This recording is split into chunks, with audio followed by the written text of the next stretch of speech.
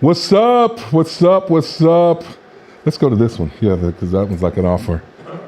Anyway, yeah, we're just trying to. We gotta welcome to Frontline Faith with Pastor Alex Bryant. So we're like trying to figure this out. We're gonna start the day over here in our studio. Our studio. What's up, Chris? What's up? We got a show going on. We're trying at least. Yeah. So we got a couple guests today. Let me give you the rundown of what's going to happen today on Frontline Faith with Alex Bryant. It's Thursday, thunderous Thursday, and we got a good show. We got a couple of guests that are going to be in with us. David Stoecker is going to be joining us.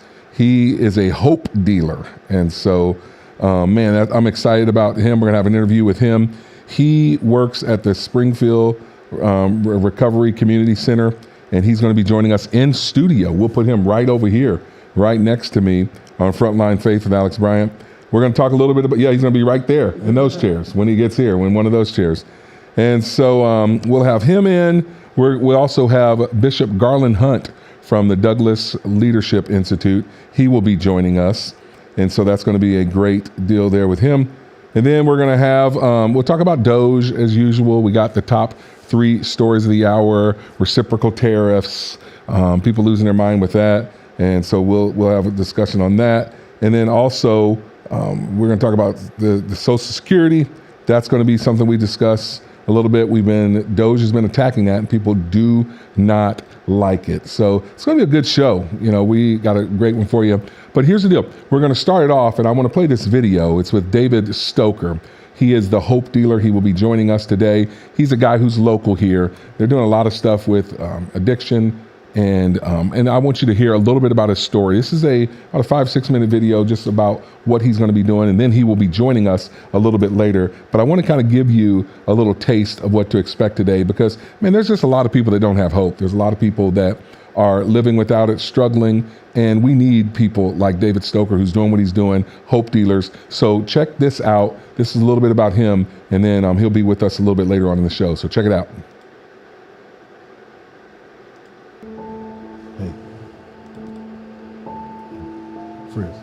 Hi, my name's David. I'm a person in long-term recovery.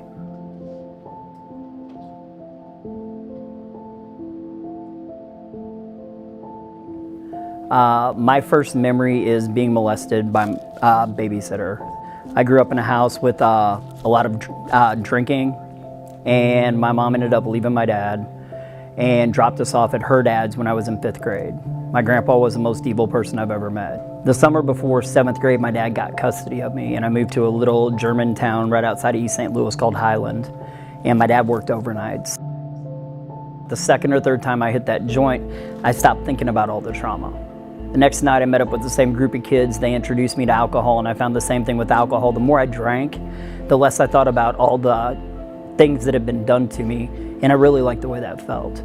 Over time, I discovered that if I stayed intoxicated, not only did I not think about my past, but nothing anybody did today could hurt me. So that turned into 24 years of substance use. I would be in and out of jail, prison, drop out of high school, in and out of residential treatment, outpatient treatment. I've died 8 times and been brought back to life. And in all that time, what I learned is that I never had a drug problem, because drugs weren't actually my problem. My problem was trauma that was never addressed, and I never learned coping skills because the people that were supposed to protect me, nurture me, and comfort me were the same people who were abusing me and allowing me to be victimized. So as long as I didn't address the trauma, I was always going to come back to the drugs, because something was always going to activate that trauma in my life. And I started making small steps, but I was still kind of mired in addiction. I always say I believe that there are multiple pathways to recovery, but the only pathway that I found that worked for me was Christ. In my recovery, I've also found that I'm a human doer, not a human being. I have to be doing something, and I found that going out and doing things that impact my community in a positive way whether it's painting playgrounds, on a stream team picking up trash, those types of things really were kind of the secret sauce. But I started looking and realized that there really wasn't enough positive, fun, family, pro-social things to do. So I started Better Life in Recovery in 2012. Last year, we did over 800 events. We had over 16,000 people that engaged in our events. And it's continuing to grow. Even in COVID, we have continued to be able to give support to people. This year, we've given out 3,600 Narcan kits. We've had 12 people report back to us that they were revived from an overdose with Narcan that they got from here and were trained how to use here. So it's amazing the things that we're able to do in recovery, how we're able to give back and make our community a better place. So I read a lot of books and people's memoirs that were in recovery, and there seemed to be so much glorification of their drug use. And everybody wants to talk about how big and bad they were and these amazing parties that they had and everything else.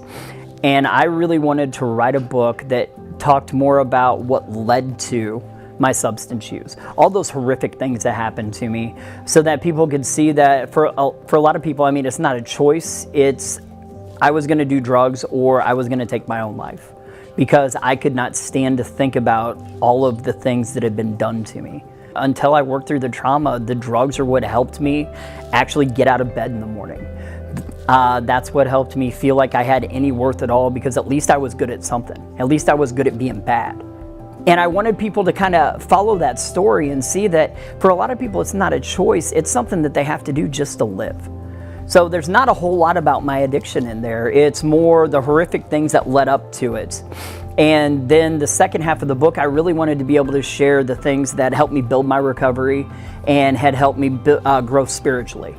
And that's basically the second half of the book is more like a self-help book, almost like these are the things that have helped me. Those are also the things that I've seen help other people, thousands of people that I've worked with in recovery build their best life. I mean, I have a beautiful wife. I have 2 amazing kids. I have a nonprofit. I've taken a GED that I got in prison and turned it into an associate's degree, 2 bachelor's and a master's. I hope that the book, gives people hope that recovery is not only possible, it's stinking amazing. I also want people to know that even though horrific things happen, that we can come out on the other side and be successful. So if you or a loved one has a substance use disorder and is in the depths of addiction, that's something that you can overcome and come out of. And for some people, it may take treatment. For some people, it may take 12-step meetings. For some people, it may take Christ. For some people, it may take medication. I mean, but recovery is recovery, and as long as they find their recovery, man, I'm gonna be their biggest cheerleader. I believe that anybody who has gone through something, overcomes it, and then shares their story with other people so that they have hope that maybe they can overcome their problems too, as a hope dealer. So what I want with a hope dealer is somebody that's not afraid to be transparent about what they've been through, what they're going through, and then to use their victories and their deficits to give other people hope. Pour yourself into your community and work to make your community a better place so that you feel like you have ownership or value in that community. Those are the 2 things that are going to cement somebody's recovery and really help build it.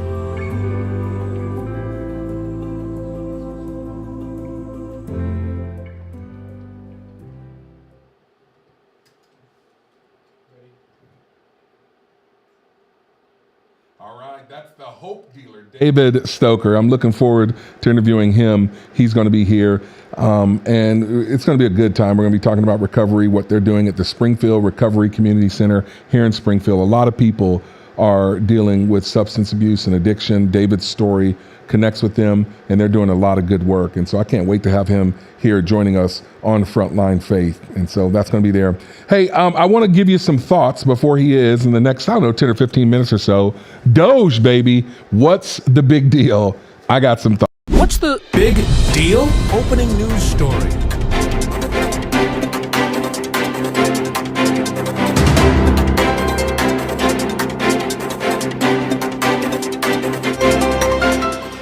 Man, there is like mass hysteria going on with DOGE. I don't know if you saw the interviews over the last couple of days with Elon Musk and President Trump. They were on Sean Hannity, and they're just talking about what they're doing. This government When Trump came up with the idea for the Department of Government Efficiency, they were out to combat waste, fraud, and abuse, which I don't know why anyone doesn't think that's a good idea. But people are losing their ever-loving minds over what Elon's doing. They're trying to discredit this guy in every single way. It reminds me of how they loved Trump when he was a Democrat. When he was a New York socialite, everybody thought he was awesome. Everyone, rappers made songs about him. The media loved him. The ladies on The View loved him. He was invited to all the parties until he decided to run for president as a Republican. And then you got to shun him. You got to ostracize him. Then you got to tear him down, make him look bad, discredit him, not like him, and it's death by 1,000 cuts. Well, the same is true with Elon Musk. Up until about 3 or 4 years ago, 2 or 3 years ago, everybody loved the guy. He was this bastion of the Green New Deal, Tesla cars, going to Mars. He believes in climate change. He is pretty much, with all of his social policies, he is a liberal through and through. Guy has transgender kids. He's all about people should be able to live and die when they want to. He's as liberal as they come. Save the planet, battery power, yada, yada, yada. Well, he was, some people say this, they didn't get into politics. Politics came to them. He hated what was going on with free speech, with free thinking. So he decided to do something about it. He's like, wait a minute, I'm going to buy Twitter and I'm going to give it back to the people, make it a bastion of free speech. And when you start down that road, down that process, and you start looking at things and going, hey, how come they're trying to stifle free speech after COVID and the misinformation and how they're trying to label it? He started to see the plan they had. And so he wanted to do something about it. And that just started his pill to becoming open-minded. And now he's came out and he endorsed President Trump. And now, of course, the media, those on the left, they can't stand him. They gotta hate him. They gotta tear him down. But he's still the same dude. But he's obviously conservative fiscally when it comes to that with money. And his whole thing is, if you saw this interview, he's like, America has to win. He's like, I got so many businesses, Tesla, Neuralink, Starlink, X, SpaceX, all these different things. He's like, if we don't win, then my companies fail. And so obviously he wants a strong America. So him and Trump, they've become friends. They've been talking, and Elon's like, hey, I got some engineers. I got these young engineers. Some of them are 19, 20 years old. We can go in and evaluate everything that's happening in the government. We can make sure it runs more efficiency. It's all about science and data. So that's what he's doing. And now that they're doing it, oh man, the people on the left do not like it, the politicians, and here's why. Because he's looking for their fraud, their waste and their abuse. The question that makes me all in for this is this, and I've said this before, how come and how can these politicians who make about $175,000 a year, they've been in office, AOC, for 6 or 7 years, how can you now be worth $70 million? On the salary that you were making, $200,000 a year. After 5 years, how are you worth $70 million? Bernie Sanders, all you've known is public office. Your salary's been $200,000, $225,000 a year for 30 or 40 years. How are you worth 100 and something million? Joe Biden, all you've known is public office. How are you worth 150 million? Nancy Pelosi, you sell stock like nobody's business because you've been in office for 182 years and your husband's now getting all your secrets and now he's trading stocks on that. You guys are selling us out with all these other countries. I want to know how and why. And I love that someone is going in to evaluate this. And that's what Elon Musk is doing with DOGE. That's the premise. Why are these politicians getting rich and yet our lives are not getting better? And here's the reality of it. You've had even Democrat politicians, Bill Clinton, Obama, they were all down with DOGE before. Clinton and Gore, man, when they were trying to cut the government, and remember, I told you before, in 1993, Bill Clinton, he cut 377,000 employees from the government. Nobody had a problem with it then, but now all of a sudden when Trump wants to do it, we got a problem with it. They're fighting him in court. They're saying that the guy that he hired to do it, because Elon Musk is a hired government employee who's taking zero salary. I love that part of it. They're looking at it and they're evaluating these things. This team of young scientists and engineers on the DOGE team, some of them are getting paid. But like Elon said, these are engineers who can be making millions of dollars, but they're doing it on a government salary. But I want to ask you a question. When Obama, when Gore, when Clinton did it, nobody had a problem. Do you guys remember this? Play this. This report tells us how to cut waste, cut red tape, streamline the bureaucracy, change procurement rules, change the personnel rules, and create a government that works better and costs less. I've read it, and where it says the president should, the president will. Among the 800 recommendations, eliminating 12% of the federal workforce, merging some government agencies like the FBI, the DEA, and the Bureau of Alcohol, Tobacco, and Firearms, closing hundreds of government offices outside Washington. From the day I took office, one of the commitments that I made to the American people was that we would do a better job here in Washington in rooting out wasteful spending. We thought that it was entirely appropriate for our governments and our agencies to try to root out waste, large and small, in a systematic way. It means cutting some programs that I think are worthy, but we may not be able to afford right now. A lot of the action is in Congress and legislative, but in the meantime, we don't need to wait for Congress in order to do something about wasteful spending that's out there. We haven't seen as much action out of Congress as we'd like, and that's why we launched on our own initiative the campaign Cut Waste. And we're going to keep on finding every possible way that we can do that, even if Congress is not acting. There you go.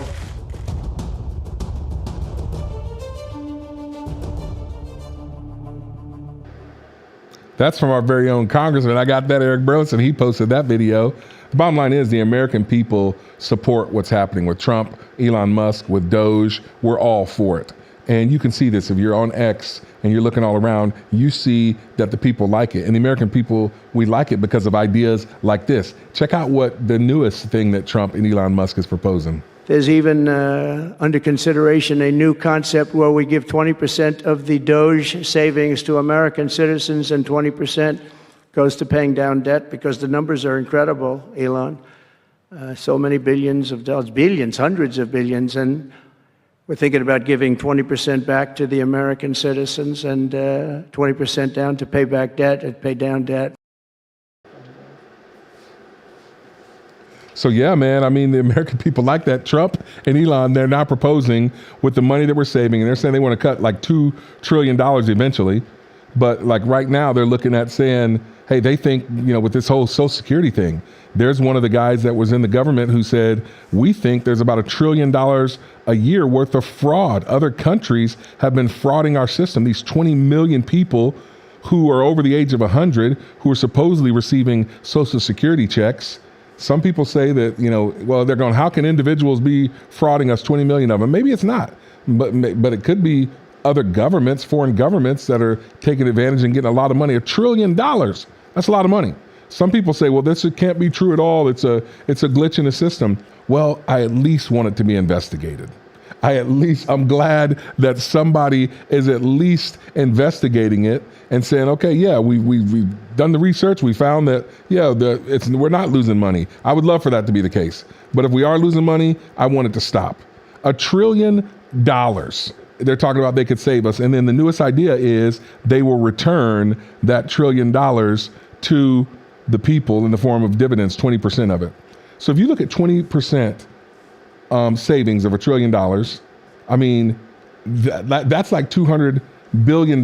So if they save $1 trillion, $200 billion, if they give that back, with the 335 million Americans, that means each of us can get about $1,100. I'm all down for that. I see Frizz over here. He's like cheering that. But I just love the ideas.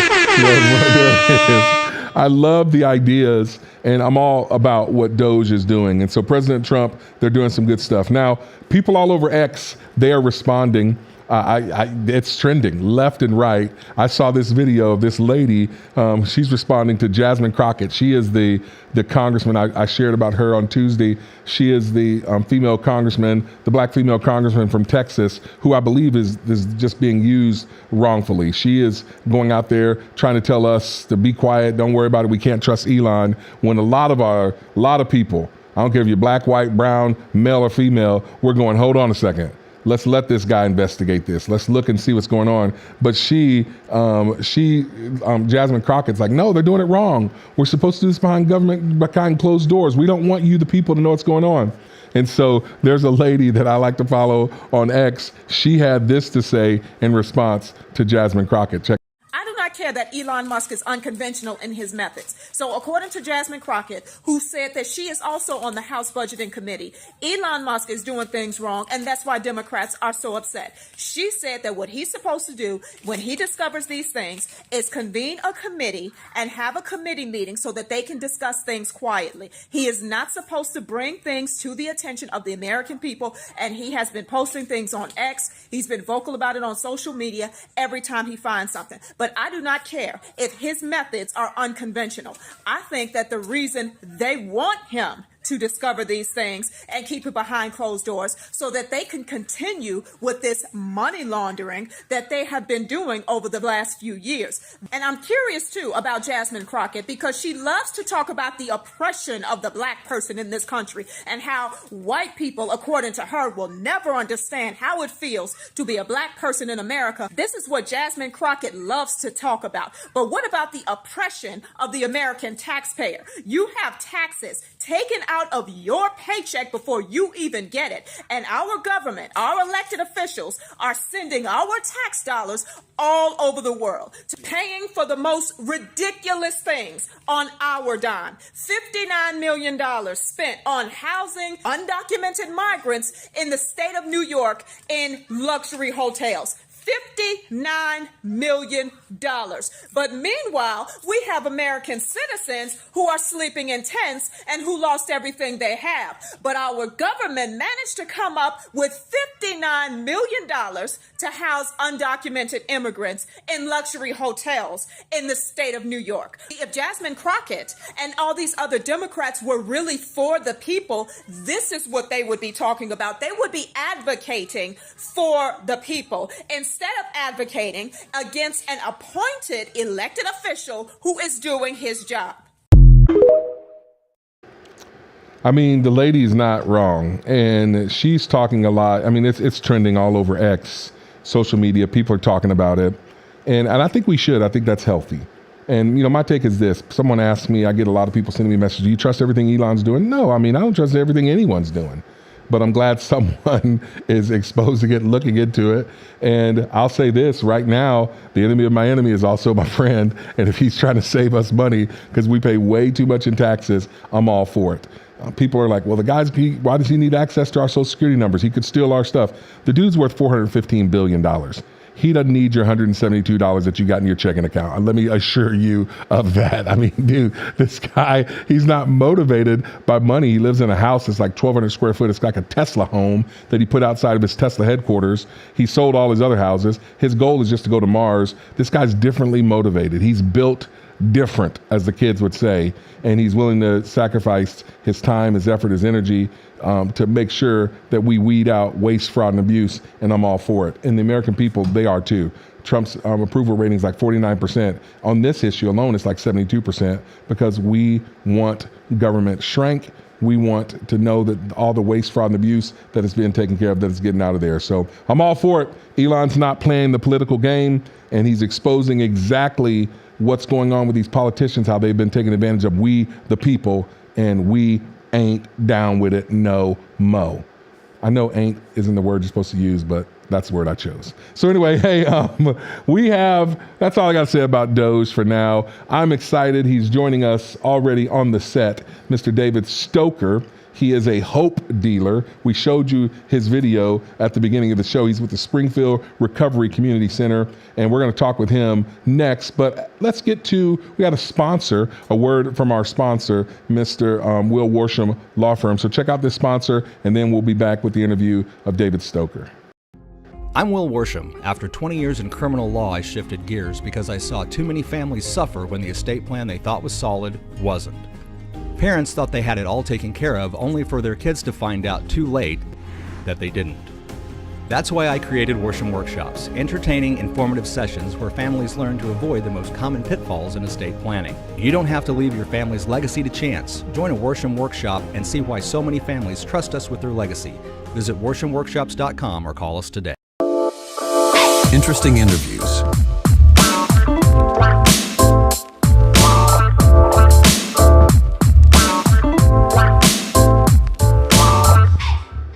Welcome back to Frontline Faith with Alex Bryant. Joining me in the studio all the way out here in Rogersville, he weathered the storm and the bad weather, Mr. David Stoecker. How are you, my friend? Doing fine. How are you doing? Doing very well. Thanks for joining us out here. Man, I've known you now for a little while. I've known your wife for a long time. We go way back to the days of James River Church. We used to sing in the choir together, and she's behind the scenes over here. And so we, Julie, she's in our audience. Is that, is that the guest audience? Is she going to cheer and applaud the stuff you say, or what's happening?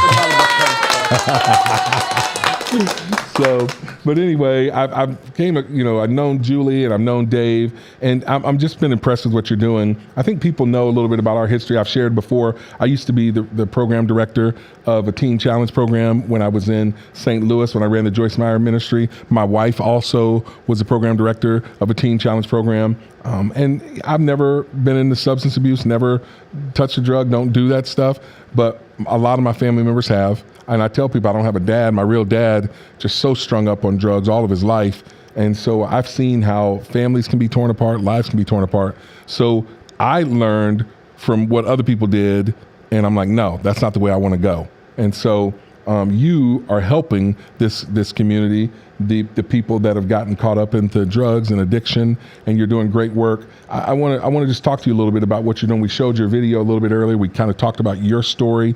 There's a 6-minute video where you kind of told a little bit about your story, and just let people in a little bit about what you're doing. But before we get started, tell us a little bit about what you're doing over there in the work at the Springfield Recovery Community Center. I like to say that our focus is on teaching people how to kind of live their recovery in community with their family. I think a lot of times when people get into recovery pretty early, I don't like relapse prevention, they're like, you need to get rid of these people, you need to stop going to these places, you need to stop doing these things. So we look more at recovery enhancement. Who are the people you should be hanging out with? Who are, where are the places you can go? What are healthy things you can be doing? And start adding things to people's lives so that people can learn how to live their best life and be part of the community again. That's awesome. Well, what I want to do, and we have a video, another video, and it talks about what you guys are doing there at the Springfield Recovery Center. Hope starts here. We're able to play that video for what they're doing over here. And man, we got a big audience over here now. So go ahead and play that video right there. The Hope starts here.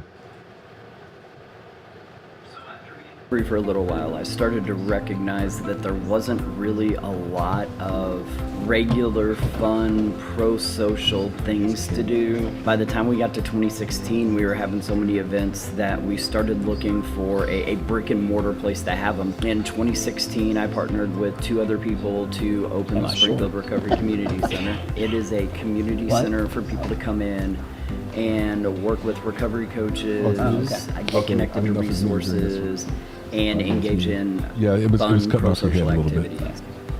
What I love is that we believe in multiple pathways to recovery, so we have meetings for people in that continuum. People-sized people, a 12-step meeting. Well, actually, we have to move these every time we do it because normally we're over there on that set.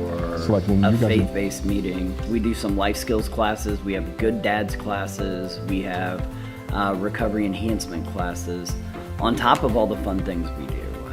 We have movie nights and game nights and sober karaoke. We do 8 to 10 float trips a year, sporting events, concerts. We have multiple certified peer specialists on staff at the Springfield Recovery Community Center. We also do recovery checkup phone calls. We provide naloxone, which a lot of people know as Narcan, for free, and that's the medication that reverses an overdose. We provide education, and we can teach you how to save a life. We are neither housing nor are we treatment, but our team can connect you to those resources. Because our hope is that people will find a purpose and a place here. Not only is recovery possible, it's amazing. because we truly believe that at the Springfield Recovery Community Center, hope starts here.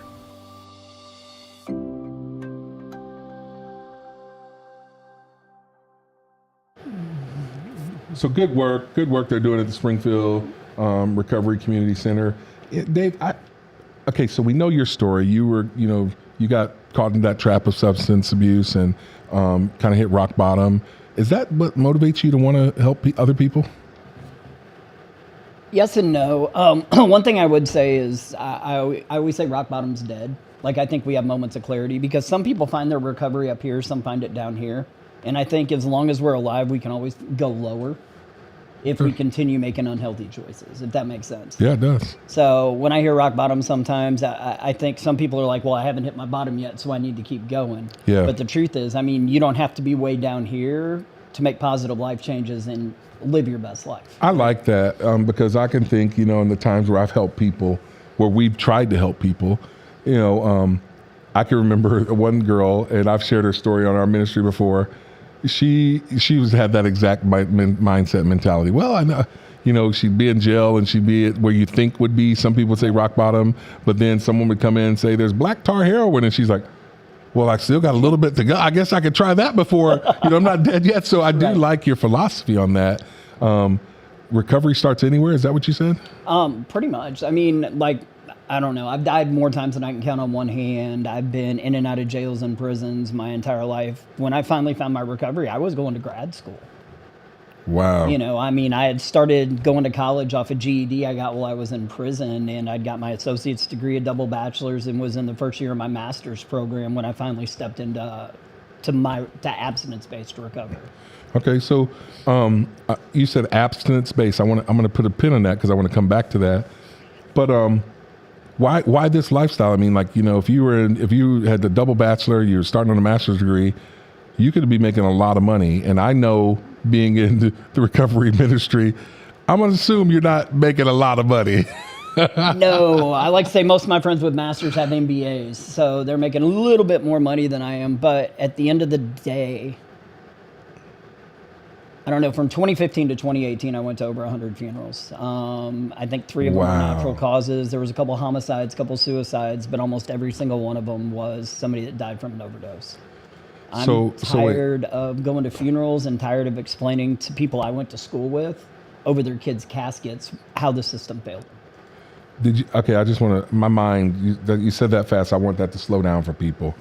You said for over the course of about 3 or 4 years, you went to 100 funerals. Yeah. That's a lot of people dying, drugs, alcohol abuse, just addiction sucks.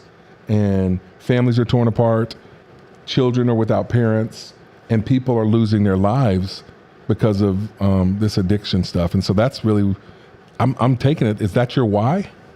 It's my why. And we always talk about, and I think this is sometimes where we misunderstand things, like we made it harder to bring heroin into the country. So we switched over to fentanyl, which is coming in through the ports. So like right now, we haven't had heroin in our heroin in probably 3 years. It's all fentanyl and other synthetics. But now that we're starting to crack down on the ports, what we're starting to see is, they call it trank dope, but it's actually a sedative. It's xylazine and medetomidine are actually manufactured here in the United States, so they're easier to access, and that's what we're starting to see in our supply now. So every time we pass a new law, they just find a more dangerous product to take its place. So, I want to talk about Springfield Recovery Community Center.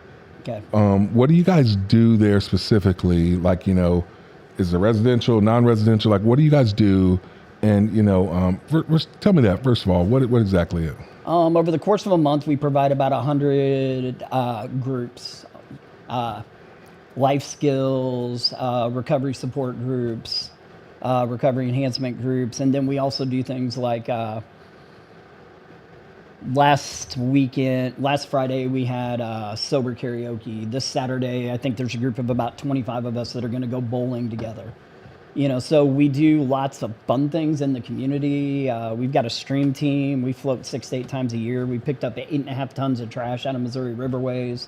Wow. Through our stream team. We've partnered with Springfield Public Schools and repainted or rebuilt 11 elementary school playgrounds. Just people in recovery and their families giving back to make their community better. So so you guys are trying to focus on, and it's not necessarily just staying busy, but giving people something, purpose.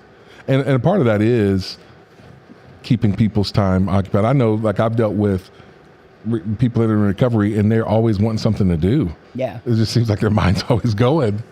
Well, I don't know. I would say SAMHSA says there's 4 dimensions of recovery. There's health, home, purpose, and community, and we give people that purpose and community. I mean, I have people that have been on probation for 5 years that we still see twice a month because they found their people, they found their family, and they found something they enjoy doing.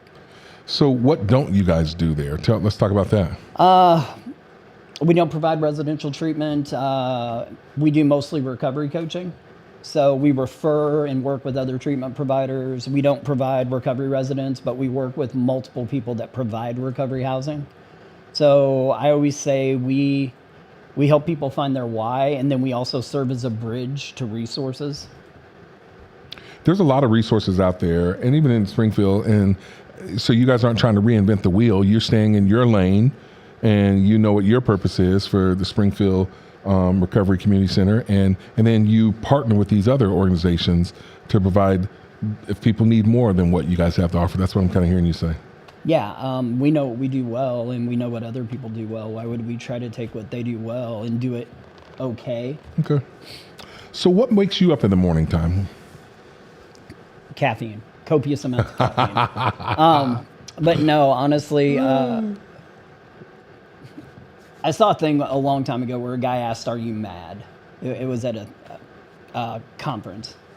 And what he said is, MAD, like, not are you angry, but are you making a difference? So since I've seen that, like, every morning when I wake up, what can I do to make a difference in my life and the life of the people around me? And when I go to bed, I ask myself, what did I do today to make my life better and to make the lives of the people around me better? That's awesome. So I'm interested, you know, you've been at this for a number of years now. Did you say 2012? Is that what it was? January 31st, 2009 is 2009. when I stepped into recovery. 2012 is when we started the nonprofit Better Life in Recovery. So, I mean, 12, 13 years you've started that. Tell me about some of your greatest successes. I mean, we have a brick and mortar. I mean, the first year we started off, we did 1 event. The next year we did 3 events. Eventually we got to where we were kind of bouncing from like free library space to free church space because we were doing something about once a week. And it got confusing for people. So I partnered with a couple other people, and together we opened up the Springfield Recovery Community Center. And at that time, Missouri didn't fund any recovery community centers. So at the time, I was the vice chair of the State Advisory Council for Substance Use and Prevention to the Department of Mental Health. And I got a couple people together, and it took us about a year to talk them into funding a couple recovery community centers. They funded 4. We were actually one of the first 2 that they funded. And they've seen such success that I think now, including what's funded through marijuana tax, there's 16 in the state of Missouri. Wow. So when you talk about that, that's amazing, first of all, because I mean, I know you're not independently wealthy, you know, and so you're out grinding to get people to get, whether it's, I'm assuming a mixture of, you know, state, federal funding, but also donations, private, you know, and stuff like that. I like to say we're not orphans and puppies. We're a hard group, especially since there's so many people that, especially in our community, that are like, well, they did this to themselves. So I think there's a lot of people that misunderstand, and it makes it really hard to do fundraising for this, especially since we have faith-based stuff. We have a church that meets there on Sunday, but at the end of the day, I see this as my ministry, but at the same time, it's relational. It's not about saving people and introducing them to Christ. It's about loving on people as Christ would. I like to say Jesus didn't hit people upside the head with the Gutenberg version of the Bible and say, you got to be a Christian, because he was a Jew. And the Bible didn't exist. So instead, he talked and loved on people and talked to people about what came. I think he led by example. So, you know, you had said before abstinence-based, and now you're talking about faith-based. Talk to us about the ethos of what, you know, Springfield Recovery Community Center is all about. And at the end of the day, I think I wouldn't say I am abstinent-based. I would say I'm free of chaotic use because I still drink caffeine. I still eat sugar. Sugar is actually the deadliest worldwide. It kills more people than any other mind-altering drug. Like, it's a psychoactive chemical. And we don't tend to think of it that way. But so your question was, what do we do? So just the ethos of so maybe not abstinence, but I mean, from complete caffeine or sugar or whatever. But I mean, if the person is like, oh yeah, I think I can be, I can do marijuana every now and then, or I can like do some fentanyl every now and then. What's your thoughts? And then how does your faith play a part of that? I'm going to try to meet people where they're at. I'm also big on harm reduction. And how can we help somebody be healthier and help our community be safer? What does harm reduction mean? Harm reduction says what are ways that we can look at reducing harm. Like, say somebody goes from injecting drugs to snorting, or say, honestly, if somebody does move from injecting drugs to, say, smoking marijuana. I mean, I've lost hundreds of people to heroin and methamphetamine. I've only read about one person that died from weed. It was a guy named Steve, and I read a book where they said he was stoned to death. Sorry, probably not an appropriate joke, but yeah, stoned. Wow. But to me, they're at less risk. I mean, honestly, if we look at what the true gateway drug is probably alcohol, because alcohol impacts the prefrontal cortex and makes somebody more likely to make a poor decision. It's also why we find that if we can keep somebody from using until they're 21, that they're like 75% less likely to develop a use disorder than if they start using at 13, because their prefrontal cortex is more fully developed. Okay. So, I'm kind of hearing you say, listen, your goal is to save people's lives. You don't want them to die. Yeah, I mean, that's why we give out naloxone, which a lot of people call Narcan, for free. We have a box that sits outside that people can access 24 hours. We do fundraisers, write grants, everything we can to get naloxone, because I don't think any parent should have to bury their kid. So what do you say to that person who just says, that's just prolonging it? I mean, because, eventually, they're not killing themselves there, but if they stay in that addictive lifestyle, it's just going to prolong it for them. I was in that addictive lifestyle for 24 years. I've died 8 times. I tried treatment multiple times. And for me, the one thing that I never tried, that I finally tried 24 years later, was a combination of Christ and actually working through my trauma. So then, if somebody would have given up on me, I mean, I've been brought back 3 different times with naloxone. If somebody would have said, you know what, we tried once, shouldn't bring this guy back, all the good that I'm able to do in our community wouldn't be there today. So then I'm hearing you kind of say your goal is to keep them alive until maybe they can find faith. Is that what the deal is? Because that's going to alter them or change them completely? We get down to the I would say this. As a Christian, it's not my job to redeem somebody's soul. I can't. It's my job to keep people alive long enough for the Holy Spirit to work on them, and that can't happen if they're dead. Yeah, and I mean, because that's right on. We don't. People always say, "Well, I was saved." Like, I'm in ministry, and sometimes it's easy for me. Like, oh yeah, I got people saved. Well, I don't get anyone saved. Jesus does. The Holy Spirit. I can present the gospel, give them the opportunity, and but Jesus is the only one that changes people's hearts and lives. And that's kind of what I want to get to, Dave, because you talk about being a hope dealer, and you even wrote a book about this. I want to show the graphic of his book. It's a really good book. I have had the book now, and I've read the book. It's Hope Dealer by David Stoecker. But in that, you don't shy away from the fact that you are a Christian. You do the work of, and I want the audience to get this and see this and understand it, because this is kind of my take on your ministry, what you're doing. You are meeting people where they are. You're non-judgmental. You've been there before. You're moving people from point A to point B to point C, but ultimately you don't shy away from, your goal is to have the opportunity to present the gospel to them. Is that correct or no? I would say that's not my primary purpose. Okay. I work with people who are Muslim. I work with people that are atheists. I mean, I was an atheist for a good portion of my life. Now, I do want people to know that God loves them, and I want them to know that Jesus Christ loves them. But they're free to have their beliefs. Yeah, you're not trying to force it down their throat. I'm not trying to force anybody to change how they believe. Yeah. I'm just treating people the way I believe Jesus would have treated them. Yeah. And then so when you talk about like even faith, I mean, I think a lot of times too, and you know, what Christian people would say is we don't want to be, I mean, obviously people can believe how they want to. I love people, you know, here and there. But if I believe that the way for their lives to improve now and for eternity is Jesus, I'm going to tell them that. I mean, yes, no, maybe so, or? Oh, absolutely. I mean, we started a Wednesday night worship just for that purpose, you know, so that people can actually have an encounter with the Christ I believe loved everybody, you know. It's the same way a grandparent looks at a grandkid. I may not be entirely happy with what you're doing, but I love you unconditionally. And my hope is that you make better choices. Yeah, so that's good stuff. So kind of moving along on this in your work, your recovery work, have you been burned before? Burned to the point where it's like, man, why do I even do this? You know, honestly, I had a real gut check recently. We put in a proposal for Robertson Elementary School. We were wanting to open up a behavioral health hub, have multiple organizations under the same roof so that people aren't having to run all over town from appointment to appointment, but could get everything, all their needs met at one place, like a one-stop shop. And we didn't end up getting that. And I'm not going to lie, man. I mean, it hit me. I really thought, because it was based on a point scale,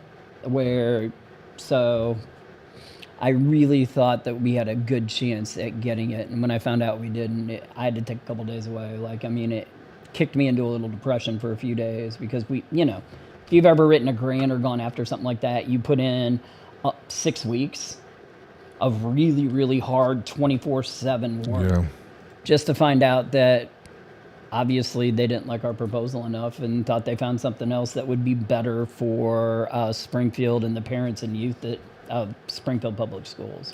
So I don't know if you guys have been following this story in the news, but over the last month or so, I'd say probably, going back a couple months, Robertson Elementary School, they're moving. I think they're moving over by the AG headquarters. Aren't they building a new building over there somewhere? But I'm not sure. I think that's where it is. But so their school is now vacant, and there's like 6 or 7 organizations that are vying for it. And I know that David Stoecker and his team, they put out a grant, and I remember following this, you know, your story, and I was hoping that you guys get it. When I was the pastor of the St. Louis Dream Center, I worked for Joyce Meyer Ministry, and we were doing good work in the community. Every single day, we had about 1,000 people that came to our church, our outreach for something. Clothes, shelter, food. We did educational programs. We had about 70 different programs, and I was doing exactly what you were doing, was partnering with different organizations, everything from, you know, banks to GEDs, community college, and even people that come in and teach people how to have a savings account or how to tie a tie. And we had all these different organizations that would come to our Dream Center, about 40 different partners for 70 different programs, and we needed more space. And adjacent to us was this school that was abandoned. And man, we started doing all the work, the due diligence. We had Joyce on board with it. And then Ferguson hit. Mike Brown, hands up, don't shoot. And everything came to a screeching halt. And I'm gonna tell you this, David, to this day, that's the one that got away from me.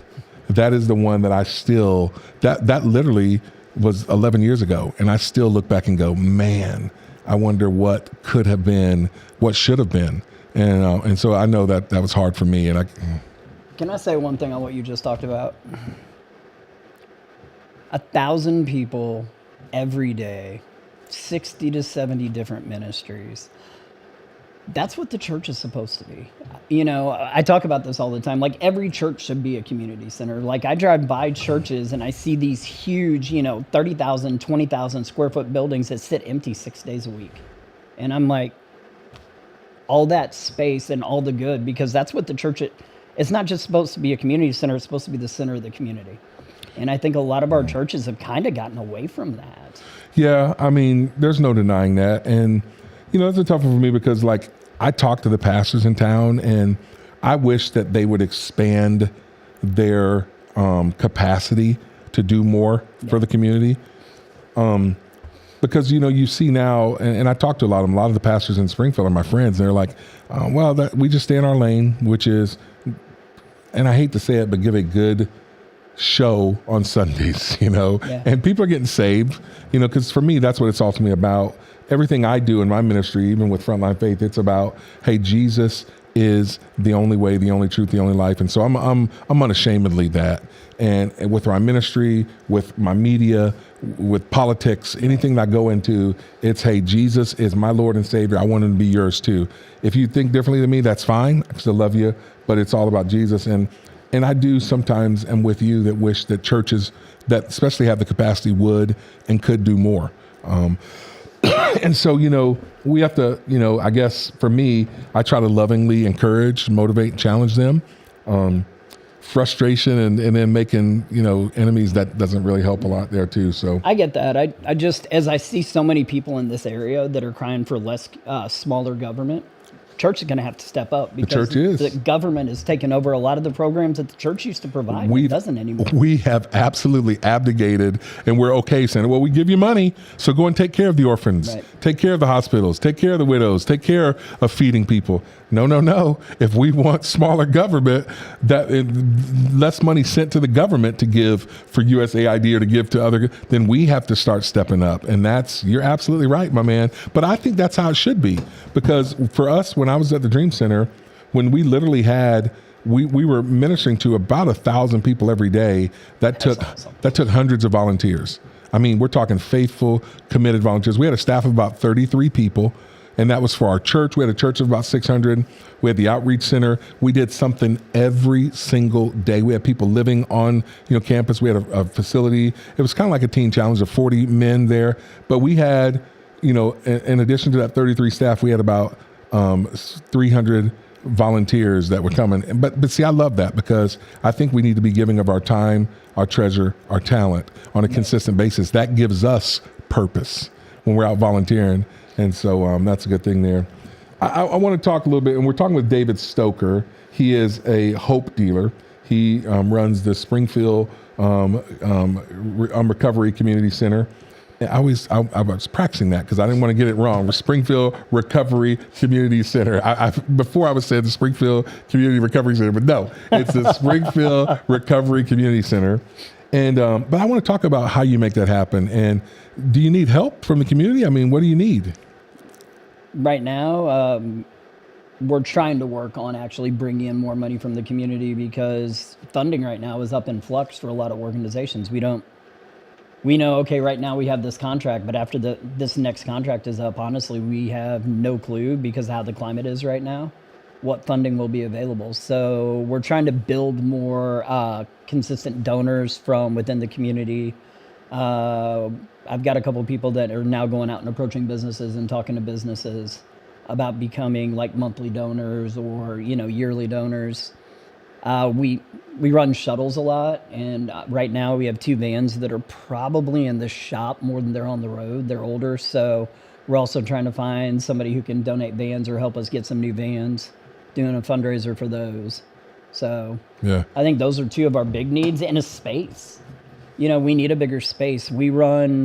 Last year we had 22,000 people through our doors. There's some nights we have 100 people through the door, and we feed 100 people when they come in on a couple of those days. So, and I think if the fire marshal came, we might not quite be large enough for the group we have in there on occasion. So, we've also reached out to a couple churches and are looking for some ways that maybe we could share a space with somebody where they do have that sitting empty 6 days a week. Yeah. So, David, I talk to a lot of people that have nonprofits and that are good at finding a need, meeting a need, working towards a need. And I know you and your family, you guys are given to that, but it's difficult for you guys to ask for money. I'm not good at it. I tried timeshare once, when I lived in Branson, and after a couple of weeks, I quit. and because I didn't make any sales. Yeah. And my manager was like, David, I got to be honest with you. This is not for you. But he said, you're the best tour guide I have, but you are not a closer. Well, here's he said, you got to be a closer. And the reality is I have a background in sales, and, even for me, like I run my own nonprofit, Alex Bryant Ministry, and, I'm able to do what I do because of monthly partners. And I'm going to tell you guys this, people always say, well, how come you always, have other people on who need money and this and that? Here's the deal. And I want, keep that camera on me. I believe in what this guy's doing. I've seen the sacrifice, the dedication, the commitment. He needs your help. One of the reasons why I wanted him on here is because I am all for DOGE and the government cuts. But we said this, when the government's not giving money and grants, we need you to help. And this guy is living this life. He's able to go places, to do things, to talk to people with credibility that you and I never could. I don't know what it's like to overdose. I don't know what it's like to be strung up. I don't know what it's like to be in prison. I'm too pretty to go to jail. You know what I'm saying? But he's willing to do that. He's willing to put his family, their livelihood, their lifestyle on it. But we need your help. He needs your help. I'm asking you to connect with him and give. The guy said they need some vans. They're doing the work. He's working 9 days a week to do this kind of recovery. His wife's over there shaking her head. I know because I'm friends with these people, but they need your help. And so he's not willing to ask, but I am. So put it back on Dave. Tell him I need you to give him your website, every way that they can get in touch with you, emails, phone numbers, because with the change of what's happening with our government climate, we the people, the church, we're going to have to step up and make sure that people like you who are willing to go and do the work are capable and able to do that. So how can they connect with you? Website is www.betterlifeinrecovery.com. The number at the center is 417-368-0852. It's at 1925 East Bennett in Suite J is the actual community center. If you want to drop by, see what we do, maybe offer to volunteer sometime, because as much as we need money, we can always use volunteers as well. Because it takes a lot of people when you run, 100 people through there in a 2-hour period. Yeah. Well, you're doing great work. When we're done with this segment, we're going to throw that on our social media. We'll put it on the Facebook Live so that the people can get that information. Man, you're doing great work. You're a hope dealer. And check out his book, too, David Stoecker, Hope Dealer. Can I get that on Amazon? Or where can I get that? Yeah. Amazon, Hope Dealer with David Stoecker. It's a great book. He's willing to do the work, but he needs your help. And again, with the change in what's happening with the government, we, as Christian people, the church, we're going to have to take that back in. Our neighbors, our loved ones, our family members are dying of drug and addiction and overdose. And we can do something. You can be a helper in the Hope Dealer with Springfield Recovery Community Center. It's a great organization. They've been around since 2012, nonprofit. David's been doing this work since 2009. He knows what he's doing. He knows how to help people. They're willing to do the work. We need you to help. And so, yeah, so man, David, thank you for coming in. I'm gonna give you the final word. What's the last things that, anything you want to leave us with? Yeah, actually do this. I want you to look into your camera and look into your camera right over here and leave them with a word of hope for the people. At the end of the day, there is a better life in recovery. And I think one of the best things that you can do is come by the center, give us a call, and ask questions. If you're interested in any kind of change, because I believe everybody deserves to be treated with respect and compassion, no matter what choices they may be making in their life or where their life may be at. So if you or a loved one need help or have any questions, please give us a call, 417-368-0852, or stop by the center there on Bennett and see what we do and see how we can help you make your life the best possible life you can have. Man, that's awesome. So thanks for joining me here in the studio in Rogersville, Frontline Faith of Alex Bryant, David Stoecker. We're going to throw their information up on the social so that you can get it, but connect with them. So thanks for joining me here. Hey, we got a lot more show here in about 20 minutes. We are going to have an interview with Bishop Garland Hunt. He's with the Douglas Leadership Institute. It's Black History Month, and we're going to touch base on that. Frederick Douglass, one of the leaders there. But also, I got the top 3 stories of the hour. We'll talk about reciprocal tariffs. We'll go into a little bit on that Trump's trying to do. We also will talk about some of the Republicans, how they're disagreeing with the way that Trump is dealing with Zelensky and Ukraine. We're there. And then we got a local story. One of our senators Senators is trying to introduce a bill that will allow a little bit of our tax dollars to go with our students. And so we'll go into that stuff. But so right now, Frontline Faith with Alex Bryant. David Stoecker, thanks for joining us. Let's keep it going.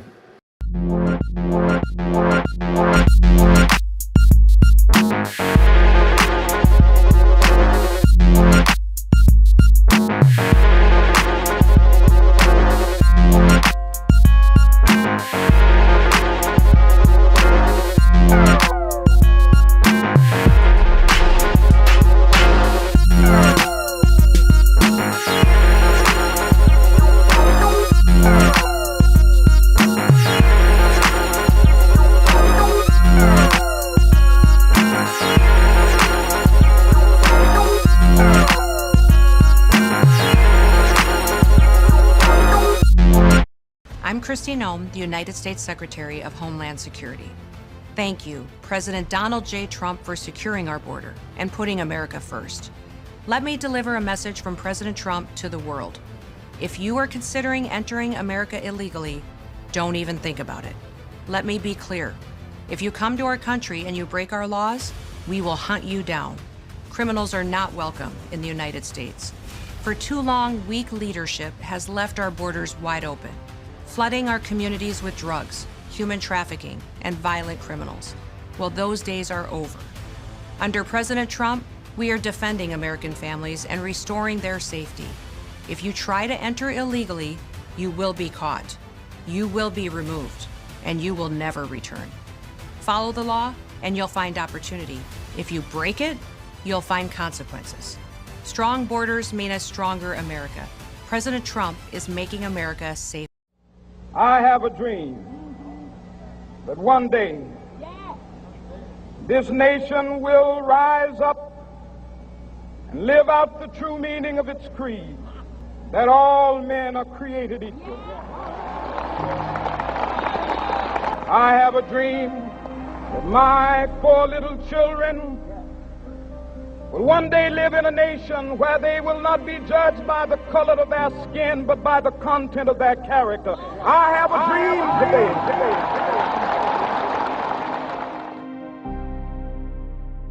How far have we come?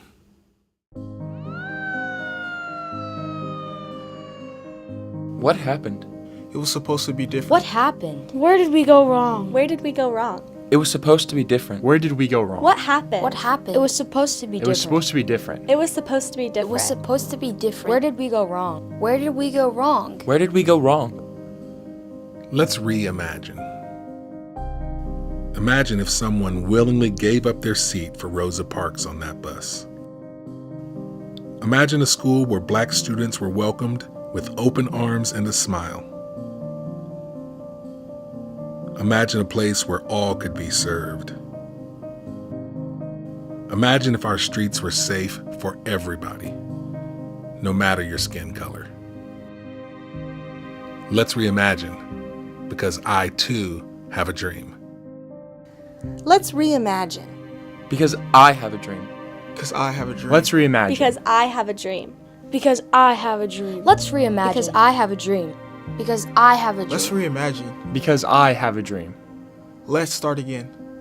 Let's start again. Let's start again. I have a dream that one day right there in Alabama, little black boys and black girls will be able to join hands with little white boys and white girls as sisters and brothers. I have a dream today. Let's start again.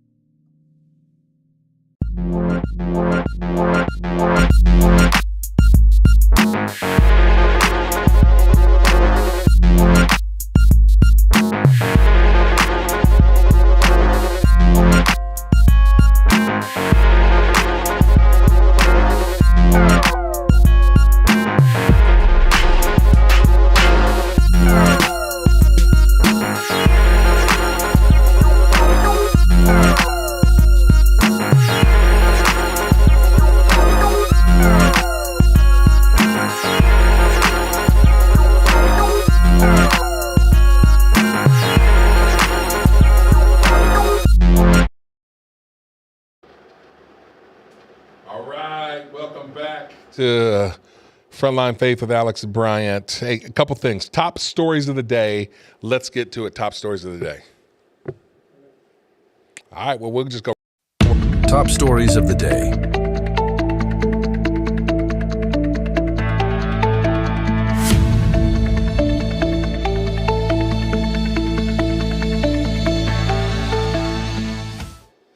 All right, I got a couple of top stories, and just to remind you, Bishop Garland Hunt with the Douglas Leadership Institute from down in Atlanta, he's going to be joining us here in about 15 minutes. But let me just get through a couple of these top stories, some news items that I'm noticing that I want to look at. First one is reciprocal tariffs. Trump is all about the tariffs, baby. He just talked about in his interview last night with Elon Musk and Sean Hannity how we're gonna use tariffs. Countries are taking advantage of us, and he's like, I'm done with that. So last Thursday he introduced this concept, reciprocal tariffs. That he wrote this on Truth Social. He says, on trade, I've decided for purposes of fairness that I will charge a reciprocal tariff, meaning whatever countries charge the United States of America, we will charge them. No more, no less. I absolutely think that's fair. I'm getting tired of us being taken advantage of. When we send products into Canada, Mexico, China, you name the country, Bahamas, we're paying tariffs. Our products that our companies in America want to sell in Bahama, everything, 32% tariff. You can send over a pen, an iPhone, whatever it is. If it's made in America, they're going to charge a 32% tariff. And what Trump is saying is that's not fair. He wants products made here in America. He wants companies doing business here in America. It's time for America first. So on Saturday, Trump doubled down with a presidential memorandum. He came in and he vowed to use reciprocal tariffs as a response to countries charging the U.S. Trump is hammering down this point. He stated that if another country lowers tariffs on the U.S., then we will respond in kind. We're tired of being taken advantage of. And then yesterday, I'm actually going to play this video. Yesterday, he said in a speech on Truth, or he said in a speech when he was doing, here's a thing that he had to say yesterday about reciprocal tariffs. We'll no longer allow other countries to ransack and plunder our nation. That's why I've announced that we will soon begin imposing reciprocal tariffs on any country that engages in unfair and unequal trading practices. If they tariff us, as I said, we will tariff them at the exact same rate. So if a certain country, because some of these countries, even countries that I've already mentioned, are extremely aggressive with tariffs. Nobody knows that. European Union, they have a VAT tax that's devastating. It's very tough for people on the outside. Hard to sell cars. Really impossible to sell them because they also have non-monetary tariffs that are very, very tough. But if you take a look at that, it's a very unfair situation. And the VAT tax is similar to the tariff. So here's what Trump is saying. He's like, look, bring your products here to America. These reciprocal tariffs will apply, but however, if you manufacture or build your products in the U.S., you won't have any tariffs added. I don't see a problem with that. I mean, you want a president, the leader of our country, focusing on making our country great. I remember when Trump, when he was president the first time, about 4 years ago, when he went to Davos, the World Economic Forum, he's like, look, I'm focusing on making America great again, just like I would expect the leader of Switzerland to focus on making Switzerland great again. The leader of Germany focus on making Germany great again.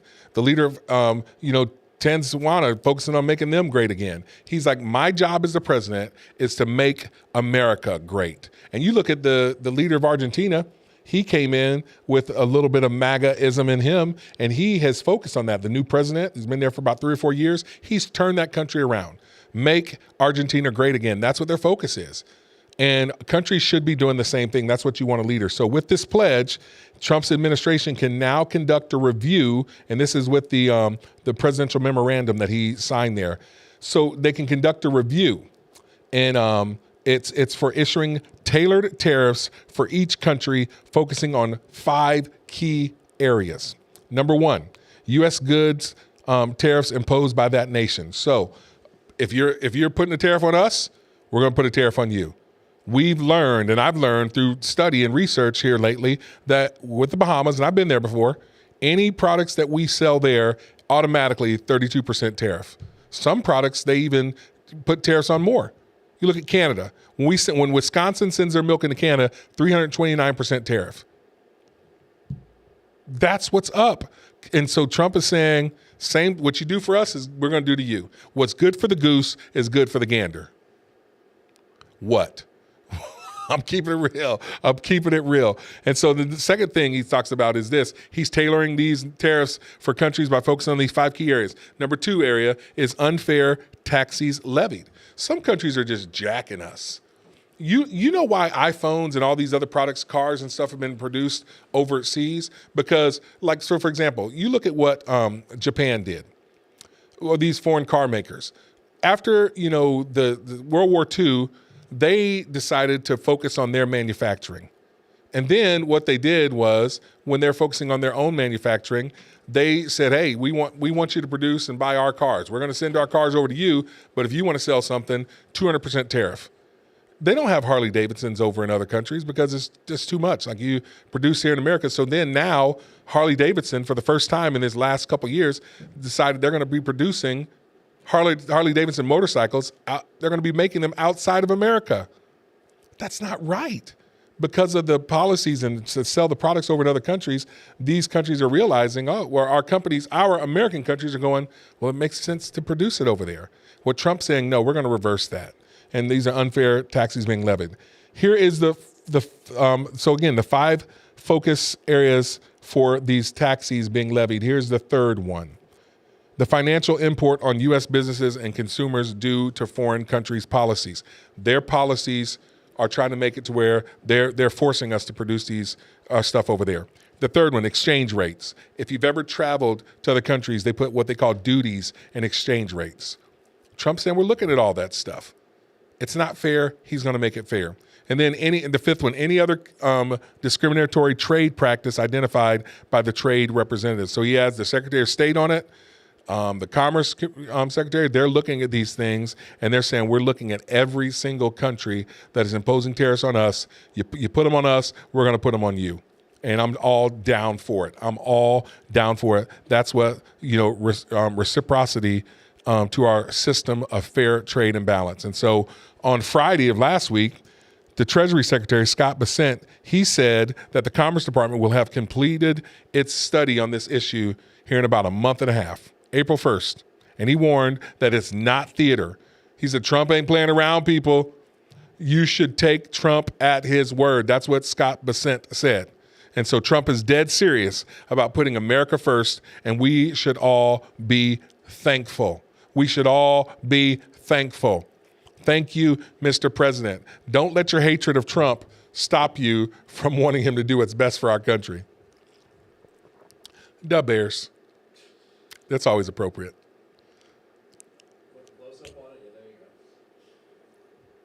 All right, so I'm so random. I know I am too. I'm random with myself. Okay, so what do the reciprocal tariffs do? As well as forcing major powers like China and the European Union to lower their duties. That's what he's trying to do. Lower your duties against us, what we have to pay to get our products over there. The president also believes that reciprocal tariffs will boost his America First economic policy by narrowing the country's trade deficit. He's like, if you don't lower your tariffs, then we're going to make money because you guys want to sell your products here and there.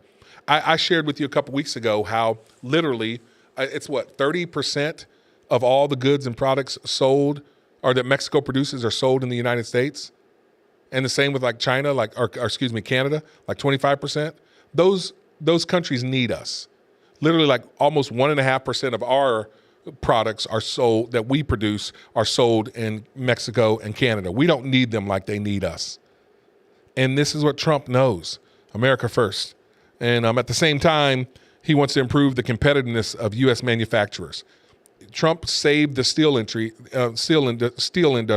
in the United States because we were importing a lot of the steel from other countries because we had so many regulations on us producing it, and it cost too much to go over to other countries, so they wasn't buying it. And Trump deregulated during his first presidency. Our steel companies here in Pittsburgh, they were able to send their steel to other places. Trump put tariffs on steel that was being imported. The dude knows how to put America first. And so that's the deal. Again, other countries, like China, they have a 15% border tax. That means no matter what, if you want to send a U.S. product over to China, as soon as it hits the port, bam, 15%. That's on top of everything else, all the other duties with specific different products that they're trying to sell there. And then same with Bahama, 32%. And so that's the deal there. Reciprocal tariffs, I'm all for them. Second top story. Some Republicans disagree with the way Trump is handling Zelensky and really what started that war over there. So, this is where the controversy all started. It was from a press conference last week. Let me play this clip for you. There's a little controversy brewing. Do you have any message for Ukrainians who, after 3 years of fighting, might feel betrayed or disappointed at not having a seat at these initial talks in Saudi Arabia? Well, I think I'm really disappointed in what's happened. I've been watching this for 3 years. It's a war that would have never happened if I was president. And I've been watching these people being killed at levels that you've rarely seen, not even close, since the Second World War. And I'm very disappointed. I hear that, they're upset about not having a seat. Well, they've had a seat for 3 years and a long time before that. This could have been settled very easily. Just a half-baked negotiator could have settled this years ago without the loss of much land, very little land, without the loss of any lives, and without the loss of cities that are just laying on their sides. You have those magnificent golden domes that are shattered, will never be replaced. You can't replace them. 1,000-year-old domes that are so beautiful, you can't replace that. The whole civilization has changed because of what. So when they're worried about not being seated, you mean somebody that should have gone in and made a deal a long time ago. All right, so, Trump, he's talking about these, Zelensky. Here's the deal. I think that Trump was wrong in that Zelensky didn't start this war. Obviously, Putin attacked them. He was having them do it. I think Trump's frustrated. He's doubling down on who started the war in Ukraine. He obviously was wrong on that. But he's frustrated that Zelensky is publicly challenging his handling of the negotiations to end this war. And this all really kind of goes down to this. I mean, Russia is saying, hey, listen, we're wanting to negotiate this. Trump is frustrated with Zelensky, too, because he believed that he's politicized this whole issue. If you remember, when Zelensky was wanting money for his war, he basically came to the United States and did a campaign tour with Kamala Harris. Went up to Pennsylvania, was talking about how, he was talking about how great the administration has been, Biden, Harris, with working with him, funding him. So Zelensky's wanting money. So he basically did a free campaign rally with Kamala Harris. You don't think Trump noticed that? Trump's not down with that. And so, there's this little bit of a public feud there. And so now Zelensky doesn't like it because Trump said, I want to end this war. Zelensky wants the money train to keep going. I've said before publicly, I was all down for us paying money to keep, or for Ukraine to fight this war with Russia. We've decimated 1 million Russian soldiers just by a fraction of our military budget. But I do think maybe it's time now. And I think a lot of American people, a lot of people feel like, hey, it's time. We're at a stalemate. You guys have fought valiantly, Ukraine. I'm glad that you were able to do that, but it's time for this war to end. So how Trump goes about it, I think he made a mistake when he said Zelensky started the war. When he's wrong on that. He misspoke, but it is time to end this. Now, Mike Pence, he commented about this publicly. We know that Mike Pence, between Pence and Trump, there's no love lost. Mike Pence said, Mr. President, Ukraine did not start this war. Russia launched an unprovoked and brutal invasion, claiming hundreds of thousands of lives. The road to peace must be built on the truth. And that was former President Mike Pence. And, he's right. So that's the deal there. Senator John Kennedy from Louisiana, he's a Republican from Louisiana. He also disagrees with Trump on who started this war, and he is supporting Zelensky. Here's what he had to say on this. Here's where I disagree with the White House. To the extent that the White House said that Ukraine started the war, I disagree. I think Vladimir Putin started the war. I also believe, through bitter experience, that Vladimir Putin is a gangster. He's a gangster with a black heart. He makes Jeffrey Dahmer look like Mother Teresa. He has Stalin's taste for blood. I don't want to get between President Zelensky and President Trump. I never get between a dog and a fire hydrant, man. That's the way I live my life. I think they're both good men. I think they both want the same thing. And I think we will get there. I'm with Senator Kennedy on this one. They're both good men. I do believe that. I like Zelensky. He's fought valiantly. He's led his country. Putin wants him out. His presidency is officially over, but he's declared martial law since they've been in a war. Putin saying, hey, one of the caveats of negotiating the end of this war is we want Zelensky out, because Putin wants to try to put in a puppet. But, man, that's not good for Ukraine. I think the Ukrainians like Zelensky. And so, yeah. We're going to get to the other top three story afterwards. We'll just kind of push that because right now you're in for a special treat.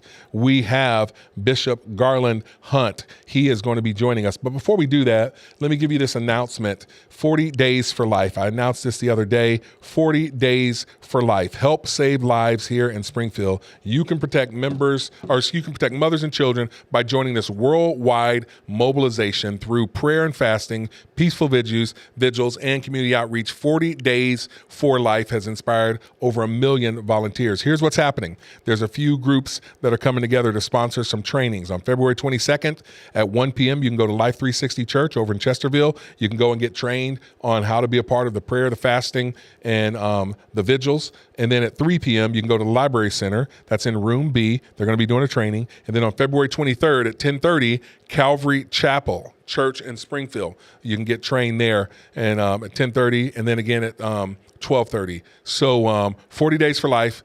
Sign up. Go to 40daysforlife.com. You can sign up to volunteer. So, hey, let's get to this word from our sponsor, 417. They host our show here, 417, and then we'll come back with an interesting interview with Bishop Garland Hunt.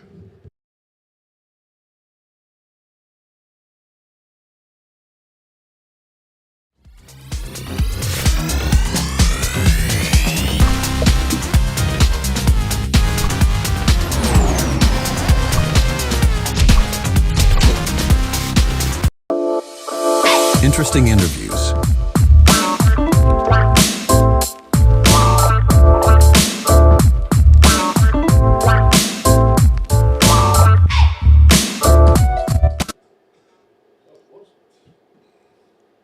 All right, welcome back to Frontline Faith, Alex Bryant.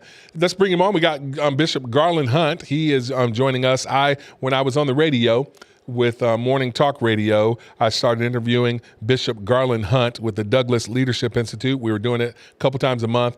And man, this guy he's doing a lot of wonderful work. He is the executive director of the Douglas Leadership Institute. He's also the senior pastor of the Father's House in Norcross, Georgia, and the co-founder of the One Race Movement. He is a pastor, a community leader, a world leader, and he's doing great work. Bishop, thanks for joining us on Frontline Faith. Welcome to our show this morning. How are you, sir? Good. How you doing, Alex? And congratulations on your new program. Hey, thank you so much. So first of all, before we dive into, I want to talk a little bit. It's Black History Month, and we're going to talk a little bit about Frederick Douglass. That's what I want to talk about. He is obviously one of Frederick Douglass is one of the most admired statesmen in our country's history. In fact, when President Trump posted his proclamation for Black History Month, Frederick Douglass was the first person he mentioned. And so tell us why it's called the Douglas Leadership Institute. Let's start with that, sir. Yeah. Well, it's pretty clear. I mean, I do agree. To me, and I love the fact that Frederick Douglass was the first one that the president mentioned. He was just profound to go at slavery and then to be free and then do all the profound things that we'll talk about. I think that it's no doubt. Oh, you can't hear me? I'm sorry. Yeah, no, I can hear you. I was talking to my producer. I'm sorry. Oh, I'm sorry. You're on a solo shot. Yeah, we got you going. Okay, good. So yeah, but he was very profound, and I thought that it's no doubt that to establish an organization that deals with the Black family, that deals with preserving life, that deals with economic advancement for the Black community, and also in the Black family, and also justice issues. All these issues are things that Frederick Douglass stood upon. So we felt like Douglass was the right person to name the whole organization after, because as a namesake for the organization, he really does personify the focus, the mission, and the intent of our Leadership Institute. So, and we're proud to carry that name, because I can see nothing in his background that causes us any shame. We're very proud of the heroic efforts that he took as being a tremendous man of God, as well as being a statesman. Man, I love what you guys are doing there at the Douglas Leadership Institute. You're a coalition of pastors and faith leaders around the country. Last summer, in June, I had a chance to come to a conference in Atlanta. You were speaking at it, and I had a chance to hear you. And I remember I don't often get impressed, if you will, by a lot of people. I travel 40 weekends out of the year speaking myself, but I remember as soon as you were done speaking, I made a beeline to you. I don't know if you remembered it. And you were trying to walk out. You had to get to another place. So I was like, sir, please give me a card. I got to talk with you. I love what you're saying, because you're talking to the Black family. You're conservative, and you literally are talking about some of the pillars and the things that we need to do, which is a message that's counterintuitive to what we're getting from mainstream media and from just traditional American history, really. So, give it, and I know, this is stuff that you talk about all the time, but if you remember at that conference, you were talking about how we need Black fathers in the home, how abortion is definitely killing 30 million Black babies in here, how, the prison systems, we need to make sure that, our Black fathers are staying in their homes and being the fathers. So I don't want to give your message, but can you opine on that just a little bit? Give us some of your wisdom on that, Bishop Hunt. Well, yeah, I was talking at that particular meeting. I was talking about I have actually 12 issues, which is too much to go in now. Matter of fact, I'm in the process of writing them and putting them in a pamphlet and eventually a book, because I do believe that we have to target the areas where is the biggest challenge. A person does a SWOT and they talk about how, what are the biggest threats. That I think that these areas are biggest threats to the Black family. So we have to preserve and protect our family. But when you deal with abortion, it's genocide. It's literal genocide anywhere where since the 1973 the Roe versus Wade decision. You're talking about 60 million babies that have been murdered. Well, of that percentage, you have at least 20, probably more than 30 million Black babies murdered in the womb. So if that's the case, that's greater than the population of the Black community back in the 1960s. We've annihilated a whole race, actually, from the genocidal impact of Planned Parenthood. And so you have to look at that. That's an attack on the Black family that's keeping us in a position where, and again, I'm not trying to compare, but just if you look at the example, even with the Hispanic community has surpassed the Black community. Here we are enslaved here, but we surpassed, and you ask why? Well, part of that is because of the depopulation of Black America as it relates to the Black babies that are murdered in the womb. And you go from that on and you deal with, well, what then are the problems that relate to the Black family? And then one of them is fatherlessness. There's no doubt about it. When you look at all the indicators, all the measurements of success, education, economic success, all these other areas that you look, even potential marriage, legacy, those things, all of them center around and are changed based on absence or the presence of a father. So fatherlessness is a wreck attack. So I did that whole list when we met, and I don't mind even in some subsequent broadcasts going through all that. But the point I'm making is we established Douglas Leadership Institute to protect basically the Black family. If you really got to talk about our sweet spot, it's about the Black family. Because if we don't protect and encourage and support and defend the Black family, we'll, as a community, we might as well be annihilated. They talk about annihilating Israel. We will annihilate ourselves if we don't protect our Black family. And Bishop, a lot of people would say, well, no, you're not supporting the black family. You're tearing it down because are you trying to say that we are the problem? I mean, people don't want you to use word like murder when it comes to abortion. It's supposed to just be choice. And are you against black women for, calling it that? And now if you're tearing down the black family, you're not supposed to talk about those things when that's the one thing I love about what you guys are doing at the Douglas Leadership Institute. You are educating us on the true history. You went into Planned Parenthood, Margaret Sanger. A lot of black people don't know that, the history of Planned Parenthood, how she founded these organizations were founded to exterminate black babies. Right. And so I know, Frederick Douglass said this, if there's no struggle, there's no progress. Now, the first part of that quote was, power concedes nothing without a demand. It never did. It never will. If there's no struggle, there's no progress. Now, I want to put it in this because a lot of times, Bishop Hunt, people use that in our community like, oh, well, we're struggling against the white man. I'm seeing us struggling within ourselves. I mean, am I wrong on that, Bishop? Oh, no, you're absolutely right, Alice. The issue, and see, this is why the major message for the black community can be broken down to one word. And sometimes this is the most offensive word, even though it's a biblical word. It's repent. We got to get ourselves right with God first.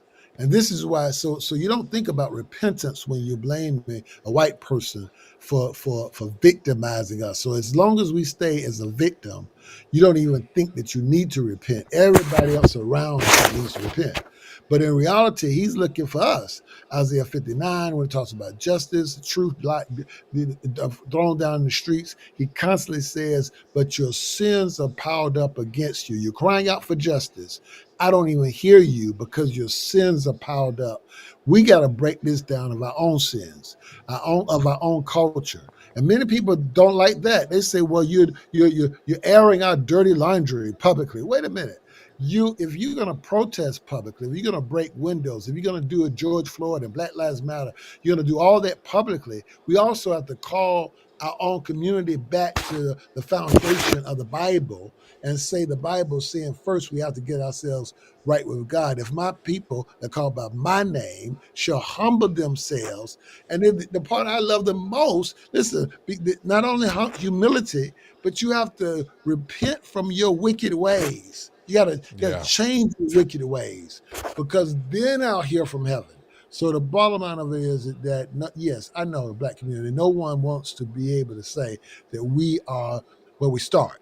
But God deals with us first. That's where we have to start. When we start talking about improving the black family, someone has to be a voice. And I just see such a lack in the pulpits, in the leadership, that's challenging the black community to rise up to another biblical standard, as opposed to protesting about what somebody else has or has not done for you as a people. I love that, Bishop Hunt. We're talking with Bishop Garland Hunt of the Douglas Leadership Institute. And I'm just going to say this one other thing to add to that. I've always said that the black community, we need a players-only meeting. We need to go in a room with ourselves. Like, you get the coaches out of here and let's talk. Right. And they need to hear from people like you who have that message. But unfortunately, a lot of black leaders don't want to do that. So we are using this platform. And I love the way that you're speaking out and using your platform there at Douglas Leadership Institute. I do want to talk, and again, Frederick Douglass is Black History Month. Let's get into, I want to kind of educate the people a little bit on Frederick Douglass. Maybe tell us about some of the lesser known facts about Frederick Douglass, and give us some of those details on him. Well, actually, he was born into slavery. Because he was such a profound orator, most people don't even realize that he lived as a slave, but he did. And his mother actually, it's estimated that he was born about 1818. But it's interesting because he really didn't know his birth date. So therefore, he chose February 14th because that was, in fact, the last time that he saw his mother alive. And she actually held him, and she actually gave him a heart-shaped little ginger cake. And they gave him to him as he sat on his lap that day. So it's interesting. So he chose that day because that meant something to him as it relates to his there. And of course, we do Valentine's Day in that regard. But for me, actually, when I realized that, I said, man, that's something we need to celebrate, the birth of a man like him. But he also, listen, it was, of course, it was illegal for slaves to learn. But one of the biggest things about him is that he had to learn. So actually, he had, again, a slave master's wife came in to start teaching him. And then they rebuked him about it. So a lot of what he had to be learned was self-taught. He had to come out of there. But he also, nothing you may not know is he did have a conversion to Christ. But his conversion to Christ came while he was enslaved. As a matter of fact, they had incarcerated because he had tried to have a slavery escape, and it was at the rock. So the first time he tried to escape, it didn't work. So they had him and others that were in it with him. And then during that time is when he gave his life to the Lord. He had a legitimate encounter with God. And that took place while he was still a slave. So things like that are things, but most people don't know, man, he was an ambassador. He's had such a profound lifestyle. As a matter of fact, they even questioned whether he was a slave, so he had to go back and he had to write his own biography and an autobiography. Excuse me.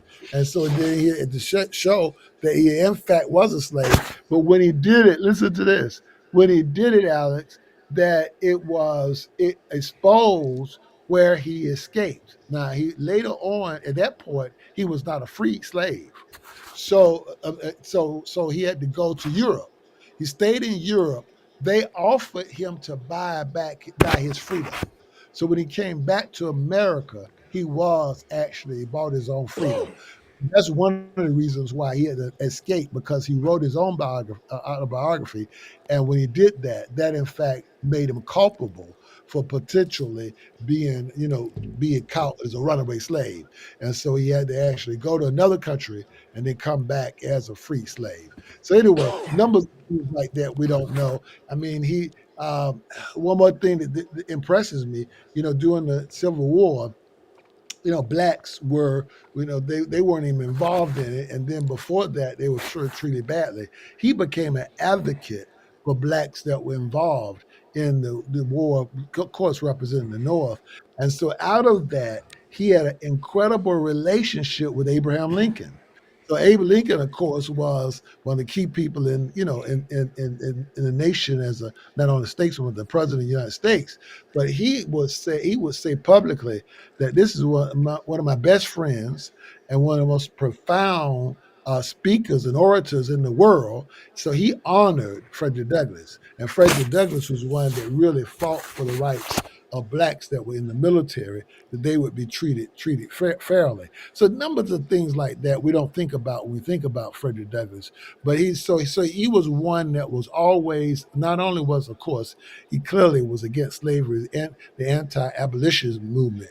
He was involved with that, even when they were doing Harriet Tubman was doing the Underground Railroad. He was also involved on the back end of making sure those things, free slaves or escaped slaves were taken care of and protected. So he also maintained relationships with those that were enslaved and talked with them, but he talked to the highest in society.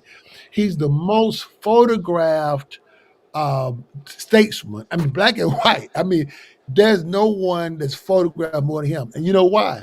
Because he hated the image of blacks being enslaved, kind of that fetch him kind of, yes, a boss kind of person. So anytime he took a picture, he was dressed nicely. His hair was combed. He was stately. As a matter of fact, you very often don't even find a picture of him smiling, because he didn't want to give the impression that black people were just always, yes, some boss kind of people, but that we can be stately, we can be political, we can be a man of God. So he's actually one of the most photographed pioneers of his whole era. I'll stop I love there. that. No, I love that, Bishop Hunt. And I mean, when you were saying that, some of the statements that I know that he was known for saying, I prayed for 20 years, but received no answer until I prayed with my legs. And when you were telling us some of the things about him, I mean, this is a guy who was not only saying, this is what I want, this is what I'm praying for, but the man put some feet to his faith. And so the Douglas Leadership Institute, and again, I appreciate all the work you guys are doing. So we're going to have you on. We're going to try to get you on a couple times a month. We want you to be a regular on Frontline Faith and with Alex Bryant. But I want you to leave us just on, again, a word of hope. I love it when, you and men of faith that are working in this. You're working to educate the Douglas Leadership Institute. You guys are trying to educate, equip, and empower faith-based leaders to embrace and apply biblical priorities to life and in the marketplace. I love that. Leave us with the word of hope, Bishop Hunt. Mm-hmm. Well, I tell you, I was recently in a prophetic round table. Rick Jordan does one every year, and I just left there this weekend. And I was just talking to one of the guys about the need for someone still to stand up for Black families. And the reason I say that is because, and again, this might be another issue that we want to talk about. I know I'm going to write about it as we go down. See, I came up in an era during the 60s where people were fighting for their rights, Black and I'm proud, all these different things. So now we've transferred our focus against some of the things that, of course, we should be against. I mean, DEI, CRT, Black Lives Matter, all these things all have been infiltrated into our society, which we need to get rid of because there are some issues. But it seems as though there's a message that says that Blacks can't stand up for Black people, or that it's unfavorable to say that you're representing the Black community. We have to encourage the Black family. We got to support. So even though I may say repent, it's also to encourage, to help them so that they can rise from a victim mentality to more of a success mentality. The Bible says literally, if you put the word of God in your heart, told Joshua, and you keep it before you, then you'll make your way prosperous. Then you'll make your way in good success. So I just want to say in hope for those that are African American that may be looking and listening, you have hope. God has his hand upon us. As long as we submit to the Lord, as long as we find his favor will be on us as a people. We don't have to worry about if you don't like what the government's doing. Let me be clear. The government's not your God. We have a God of our salvation. I thank God for our government, quite frankly, in this point. But I'm saying to you, that's still not an excuse for me not to do what Frederick Douglass says. I got to pray with my legs. I still have work to do. So we as a community still have work to do. But most of all, we got to get on our knees first and say, Lord, we need your favor. We need your grace. And there is hope. God's blessing, I believe, will be upon us as we submit to him. That's so good. Bishop Garland Hunt, he's the executive director of the Frederick Douglass Leadership Institute. He's also the pastor of the church down there in Georgia, and he's one of the co-leaders of the One Race movement. Thank you so much. The Father's House in Norcross, Georgia. Thank you so much for what you're doing. Thank you for joining us on Frontline Faith. We'll get you back here in a couple weeks. God bless you, my friend. God bless you. Thank you, Alex. What a great conversation. This man is on the front line. He's working, and he's gathering and galvanizing pastors, leaders. He's training them, equipping, educating, and empowering faith-based leaders. It doesn't matter if you're black, white, brown. That's their goal at the Douglas Leadership Institute. Check it out at dlinstitute.org, dlinstitute.org. So, hey, we're almost coming to the end of this. I got one more top 3 story, but I'm going to put that in what people are talking about, and we'll do that after this promotional video for one of our sponsors. If you want to sponsor Frontline Faith with Alex Bryant, we have opportunities, but this one's with Will Worsham Law Firm. Check this. I'm Will Worsham. After 20 years in criminal law, I shifted gears because I saw too many families suffer when the estate plan they thought was solid wasn't. Parents thought they had it all taken care of, only for their kids to find out too late that they didn't. That's why I created Worsham Workshops, entertaining, informative where families learn to avoid the most common pitfalls in estate planning. You don't have to leave your family. Join a Worsham Workshop and see why so many families trust us with their legacy. Visit worshamworkshops.com or call us today.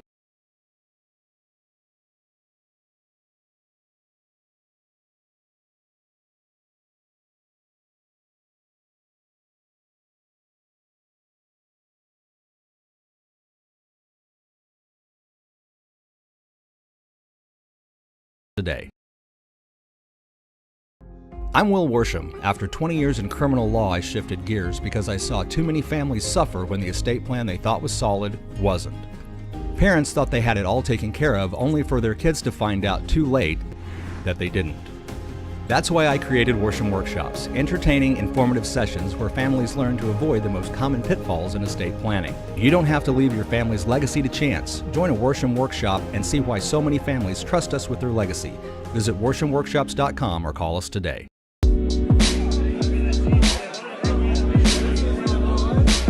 What people are talking about.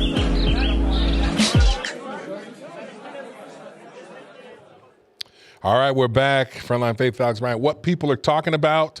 Let me give you this. I got a couple of things, and I'm going to start with this new inside Missouri.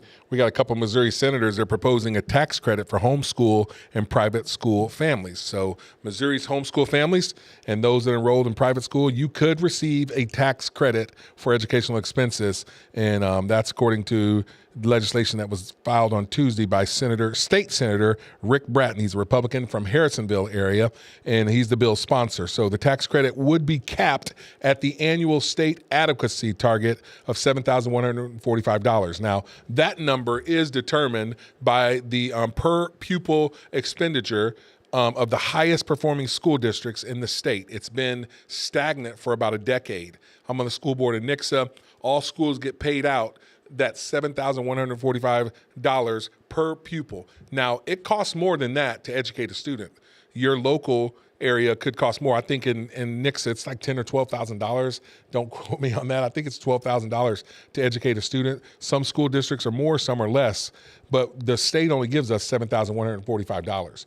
And so the Governor Kehoe, I would just add, and lawmakers, the state, they've called for an examination of the formula. There's been people, school boards that are saying, listen, we're not getting enough. It's costing more to educate these students. And it's supposed to be a mixture of state, local, and federal money, but we need more because that cost to educating a student is more than the $7,145. So now the opponents of this tax credit include both homeschool families and public school educators. Now, obviously the public schools don't want to lose their tax dollars that they get. Now, again, I've talked about this. I'm on the school board. People get mad at me and they say, well, you're on the school board. You're supposed to be all in with only going with public education. That's not the case. And I say it based on my personal experience. Now, my kids are in public school. I got 3 kids that are in public school in Nixa. We have a great school district, and I'm on the school board to make sure that it stays great. But they're educating people. We got some blue ribbon schools, top in the state. Our sports are awesome. Our academics are awesome. Our extracurricular, like theater and band, they're awesome. Nixa's killing it. And so I would say move to Nixa, but don't bring your junk there. If you want to stay a part of a great school, move to Nixa. But it's public school, and I believe in public school. We've also done private schooling, and we did that when we were in Florida. And I'm all for all of the above. I remember when I was in St. Louis, when I pastored there, we lived out in South County. Schools were fine, the Melville School District. But the inner cities, they were not accredited. And my parishioners at our church are like, Pastor, our schools are terrible. They're unaccredited. How come your kids get to go to school in the rich white neighborhood and our kids are stuck in these failing schools? There are times where private schools, charter schools are needed. And I'm for all of the above, period. I'm for open, all of the above. And I think if you're sending your kids to private school, your tax dollars should follow. Now, here's the deal, though. This is what I believe. So should the same requirements.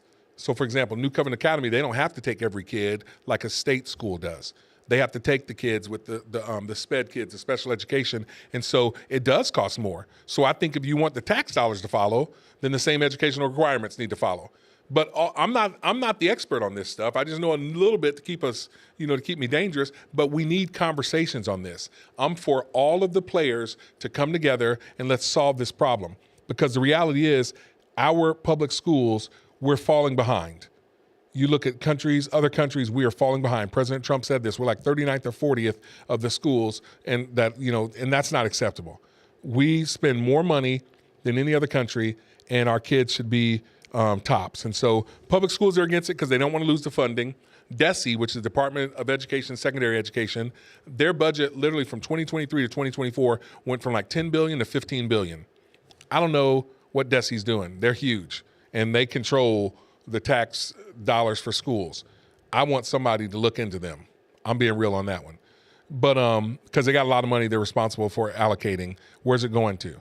So public schools, they don't want to lose that money because, controlling that. But the homeschoolers, they are not for this tax credit as well. That surprises me. And now here's why the homeschool organizations are not. And because they believe if they take the funds, then they're going to be regulated. The government's going to be up in their business, tell them what to teach, how to teach. Now, Senator Bratton, he said his office received an influx of opposition referring to homeschooling families worried about alterations to the state's homeschool protections. There's some protections. A lot of times when homeschool people are homeschooling because they want to teach their religious values, their moral principles. And so homeschool educators have opposed tax credits and other public programs in recent years, saying they are worried about government oversight.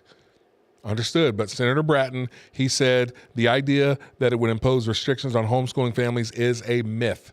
That's what Senator Bratton says. Now, we shall see if this bill gains any traction and if it makes it out of committee and onto the state Senate floor. We will see.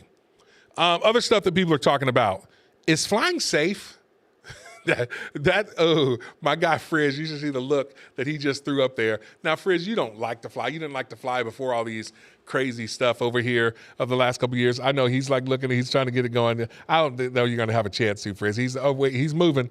But the question is flying safe? That's what people want to know. People are asking that question all over social media.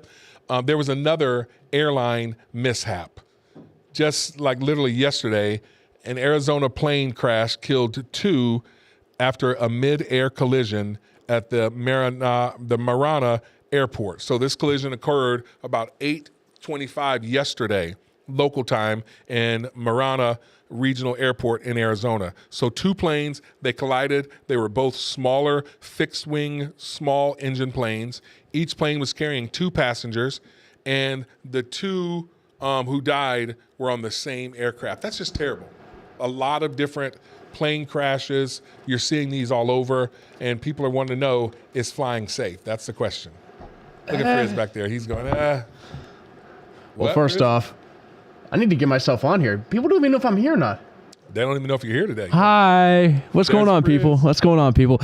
Yeah, no, flying isn't safe, in my opinion. Anyway. You've never flown before, have you? It's scary to me. I just now thought of this over the past 5 seconds.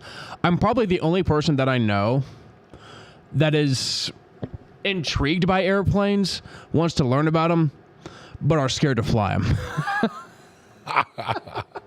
I mean, you look at that collision yesterday, the collision Wednesday following the string of several aircraft crashes. I mean, the Delta airline plane that flipped upside down while landing in Toronto, that was on Monday. Those people, Delta just came out and said today, no strings attached, we're giving you all $30,000 right now. I mean, that's crazy. You saw the video. I don't know if you've seen the video. The plane hits. It hits hard, and then it flips over. One wing breaks off. It's on its back, and it lands upside down. That's scary. You should go check out the video of that. I should have played it.